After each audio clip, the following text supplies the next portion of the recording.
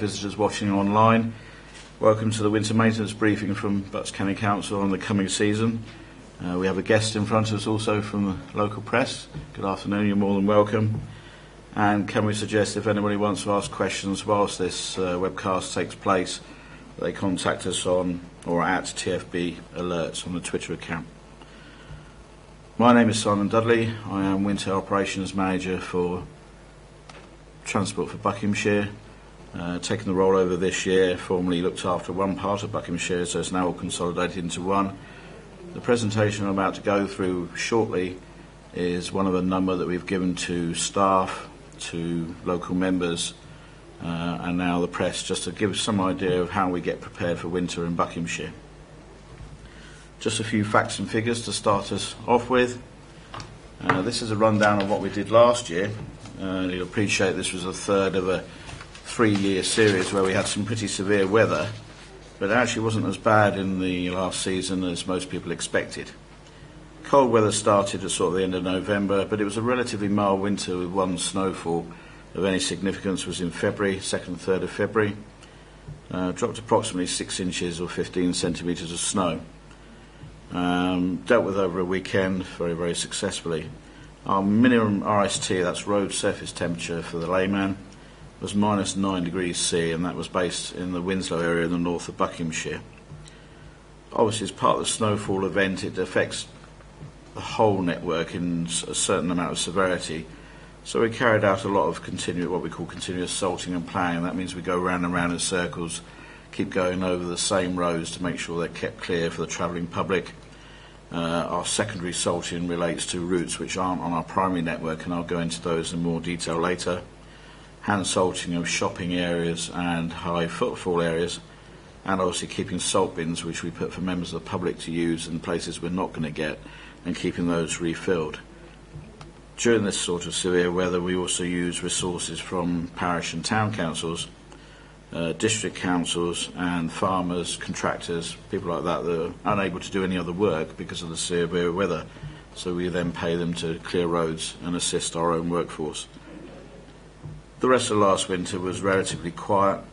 Our normal average winter results in 55 precautionary salting runs, and last winter, despite the snow, the total was only 47.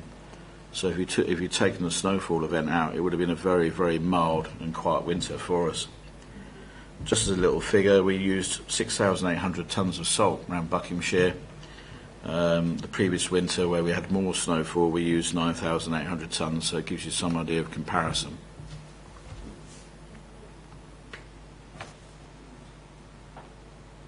Part of our annual process before we start on winter is to review our processes, how we carry out the operation and what new developments can come in. And this is called our annual winter maintenance review. The reason we carry this out is the fact that we're actually following in line with most other local authorities that provide this service. We can identify areas for improvement.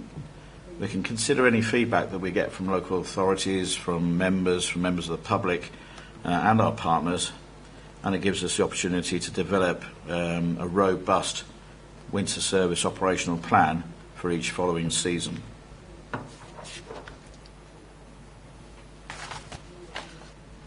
The context of this review is based on a number of documents that came out of the first severe winter, which some might remember was the winter of 2009-2010. A number of organisations produced recommendations from this. The County Council had its own overview and scrutiny committee, who were very keen on involving basically the big society approach, a lot more use of farmers and local people to carry out the operations on our behalf and to assist our resources. The Winter Maintenance Code of Practice goes back to a document called Well-Maintained Roads, which is a bit of a bible to local authorities on how highway maintenance is carried out, and their main thrust was on resilience. How much salt did we stock, how much more could we stock, and in future will we have enough to cope with a similar type of poor winter. The final one was a gentleman called Cornby, who produced a report in autumn 2010, and that was linked around how we move people around at times of severe weather and how we move salt from what are basically 2 or 3 key locations in the country to places where everybody needed to use it. That particular winter was unusual in the fact that the snowfall was over the whole of the UK, something that hadn't happened since 1962, and caused us a few problems because most people couldn't remember what the impact was beforehand. This report obviously deals with rail centres, passenger transport, and, say, logistics of moving materials around. As part of the review, also, we consider public expectations. To our public, obviously, sometimes we don't grit enough roads or salt enough roads. We actually salt 40% of our network, but again, I'll come into how we do that shortly. And also, we try and make sure we keep the cost down of providing the same service each winter.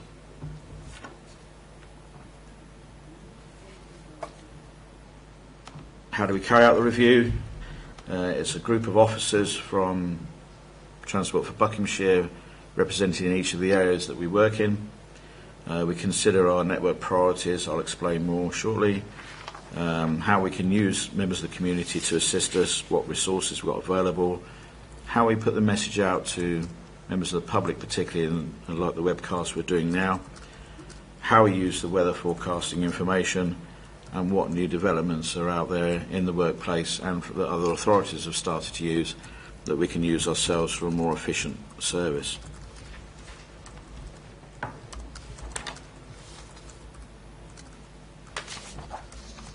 Just a few points on our priorities when we're considering the routes that we salt. As I said, approximately 40% of the County Council's publicly maintained roads, which includes all A and B roads, some of our minor classified roads, and a few of our unclassified roads, are included in the network. The decision on what roads to do is based on traffic flows, topography, whether it's a school bus route, key facilities such as schools, blue light services, do link between communities, whether we've salted it before, and whether it's practical to actually do certain roads that makes our gritting operation as efficient as possible. We have 25 spreaders based in 4 depots, north to south split through the county, one in Gorcott, one in Aylesbury, one in Amersham and one in High Wycombe. And on a normal treatment run, which is pre-wet salting, that's a mixture of rock salt and brine or seawater, most people could consider it as, we use 65 tonnes of salt. If we're going for a pre-treatment before a forecast of snow, we actually almost treble the spread rate that we put down, and therefore we use 170 tonnes of salt. All our routes are based on a maximum treatment time of 2.5 hours to get round the network, and therefore that maximum treatment run of 170 tonnes is as much as we can lay in one complete circuit of the county.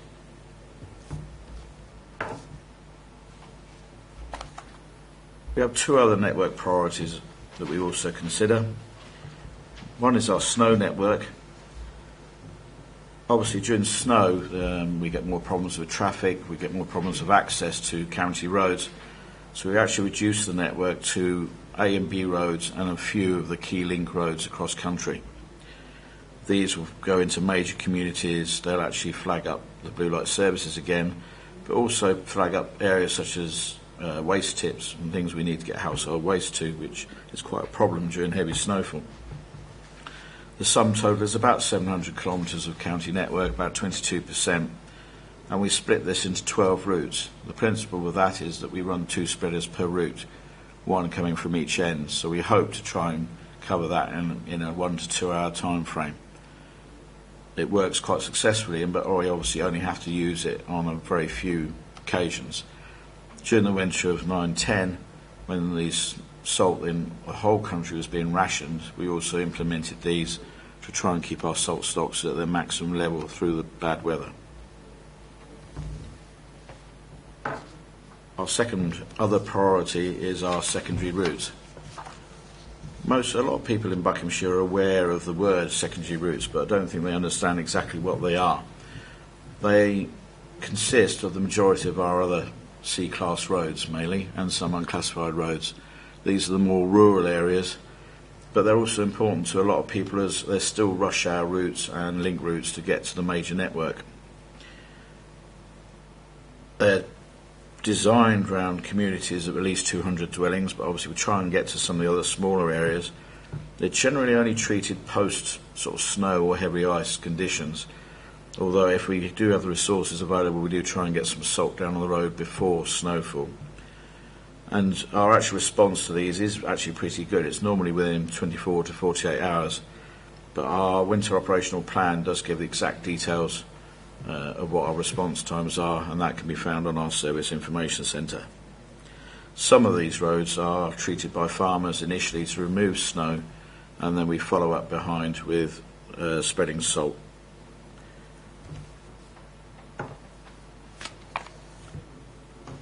Finally, I'll just run through some of the communication issues before I hand you over to my colleague Laura Jo, who will go into more detail. This time of year, there's obviously quite a big push on getting the information out to the public, and we do that in a number of ways. On this website, you've got the Service Information Centre. There is a blog which is kept updated during times of heavy snow, or any particular weather condition. I've mentioned the Twitter account. We put messages out through TV, radio and press where we can. We produce a winter driving leaflet. This is going to be out shortly. That'll be out early next week. That goes to parishes, members, key facilities such as doctors, libraries, and there's also a copy of that on our Service Information Centre. We've done a number of workshops and drop-in sessions similar to this. We have what we call variable message signs. These are the static signs, mainly in Wickham and Aylesbury, where the messages about our gritting operations will be put up, and there's also public sort of community messages about making sure your cars are fit for the winter. Don't drink and drive. They're useful for those sort of safety messages. We're going to keep the parishes informed, and Laura Jo will explain more about that, and we've also improved our links to schools. That is as much as I'm going to go into. I'll now pass over to Laura Jo for the more detailed press. My name's Laura Jo Stocks, I'm Marketing Communications Officer for Transport for Buckinghamshire. Just to go over a couple of things that Simon said for our winter communications.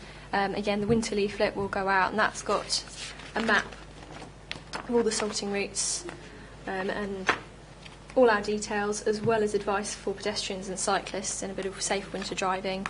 Our Service Information Centre, which is buckcc.gov.uk/transport.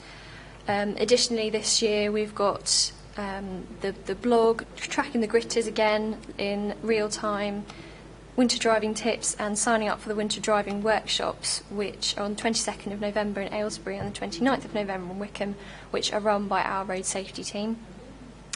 Our blog is updated through the season with just our progress. It's a really easy way of the Winter Maintenance Manager and our comms team to provide updates really quickly and simply, and anyone can subscribe to the feed or will tweet when we're updating the blog. The parishes, as Simon mentioned, we're providing specific information this year on a topic once a month, so they'll get a fact sheet sent out to them every month. The information will be on the website as well, but so far there are 4 fact sheets. So there's information on our gritters, information on why we don't salt every road and how we prioritise the roads we do salt, when we decide to salt, how we make the decision on when we're salting, and also the snow code, which is how residents and members of the community can help us out with clearing snow in their local community. And as I said, all this information is online as well. We also continue to use Twitter for our gritting updates and gritting decisions, and that's a daily decision that's made. That's updated on the website as well as on Twitter. And this year we are extending our work with the schools. Last year the schools named all of our 25 gritters, and you can see them named on our Service Information Centre as they travel around on their routes.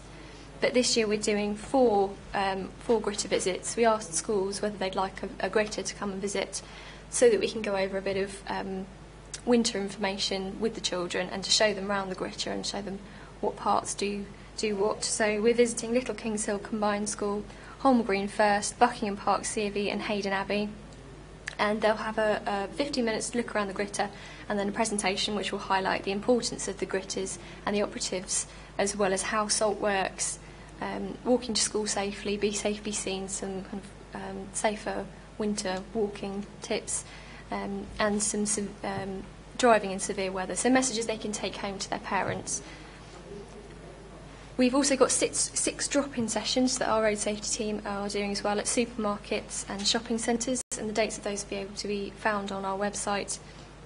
So they'll be on hand. They're during the daytime, 11 till 3, and the team will be on hand to answer questions and provide information and winter advice and tips to people about preparing their cars for the winter, and also altering driving styles just with the due care for the conditions. That's all from communications. We've got a statement from our cabinet member Peter Hardy, who couldn't be here today, but it's on the sheet, but I'll read it out for you. Right, Peter Hardy says, Transport for Buckinghamshire is fully prepared for the winter season, and I'm proud of our team who work hard around the clock to keep our roads as safe as possible. We must remember, however, that although we do our very best, salt is not a magic substance that automatically keeps roads safe. Motorists should always drive according to the weather and conditions of the road, and never assume a road has been treated. I'm pleased that this year we are able to continue our work with schools, and hope that pupils will benefit from learning about our gritters and how to stay safe in the winter weather. We're also working hard to give parishes as much information as possible, and will be sending them monthly updates to keep them informed. Our online service information centre is full of useful information, and I would urge you to visit the website to find out more about our winter plans, and have a look at our blog, which the team will be updating throughout the season.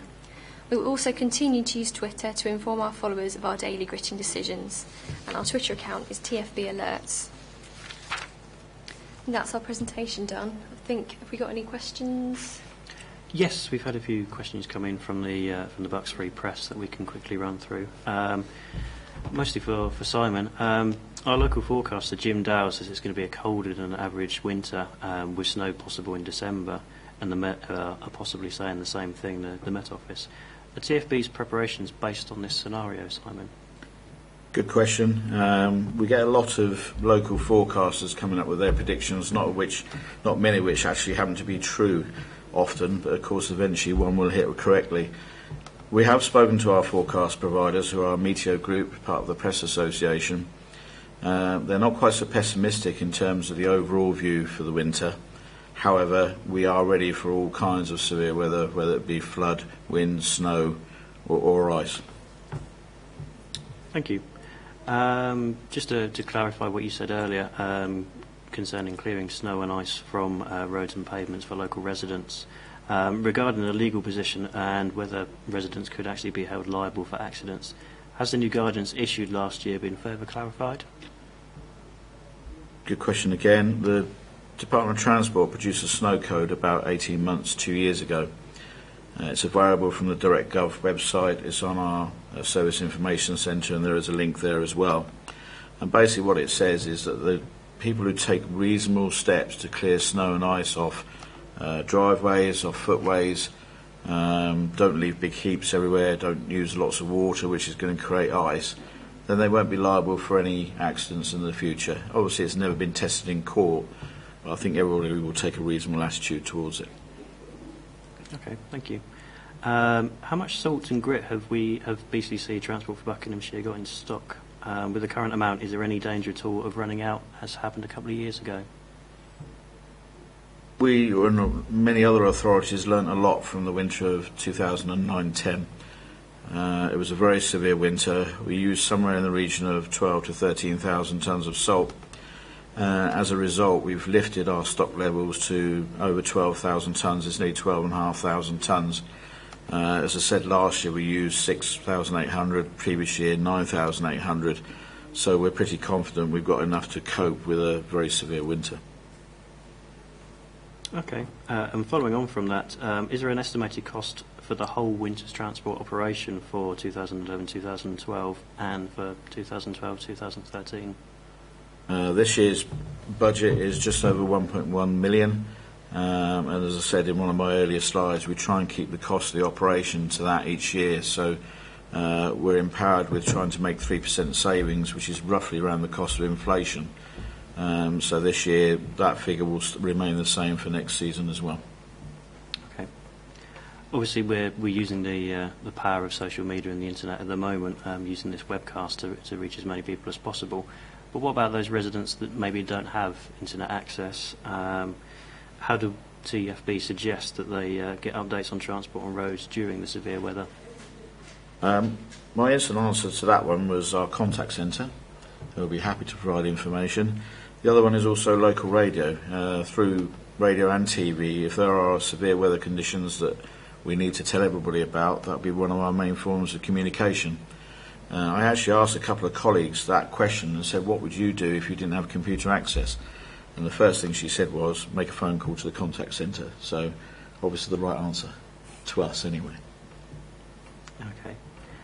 Following on again from one of your earlier slides, will there be a significant number of volunteers being involved this year in the operation, drivers with four-wheel drives, farmers, for example?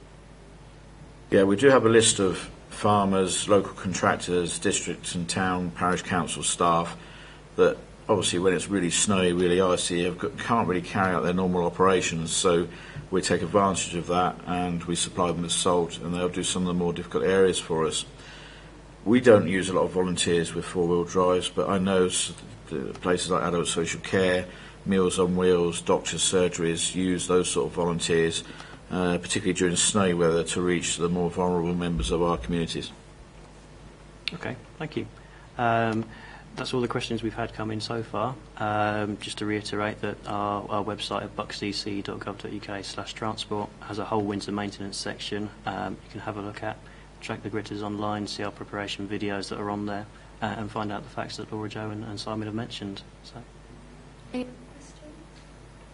just one of my questions answered from what was said. Sorry, could we ask if you could just step up to the microphone at the end there, just so as we can capture you? Thank you. It's voice activated, so Yeah, just say it, Sure. Yeah, just on the basis that you're saying, this is to yourself, 1.1 million you're saying for the cost of it all this year. If you were to exceed using and needed to get more salt in, if the conditions went really particularly badly, is there a chance that you would actually end up going over budget at all this year? Good question. If I had a crystal ball, I could answer that one exactly. I think we always would say that there is reserves there should the weather be more severe than what we're predicting. The amount of salt and the number of drivers, etc., the kit we've got already should cope with the similar winter to 2009-10, which was the really bad one. If we had another 1962-63 style winter, then it may push our budgets a bit. But at the end of the day, the key thing is to keep the roads open, transport hubs open for people to use, and whatever resources we need to do to get that, I think I can guarantee will be available to me. Thank you. Thank you.